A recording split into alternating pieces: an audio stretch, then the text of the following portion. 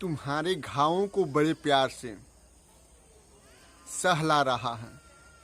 तुम्हारे घावों को बड़े प्यार से सहला रहा है। तुम्हें मीठी मीठी लोरियों से बहला रहा है।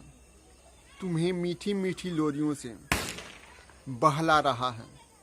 बेरहमी से कत्ल करके भी तुम्हारे भविष्य का, बेरहमी से कत्ल करके भी तुम्हारे भविष्य का आज वह तुम्हारा मसीहा कहला रहा है।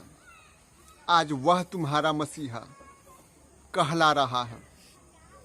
उसके सत्ता में ना रहने पर तुम्हारा क्या होगा? उसके सत्ता में ना रहने पर तुम्हारा क्या होगा? झूठे दुश्मन खड़े करके तुम्हें दहला रहा है। झूठे दुश्मन खड़े करके तुम्हें दहला रहा है। हिंदू मुस्लिम और भारत पाकिस्तान करके, हिंदू मुस्लिम और भारत पाकिस्तान करके वह इंसानियत के खून में तुम्हें नहला रहा है। वह इंसानियत के खून में तुम्हें नहला रहा है।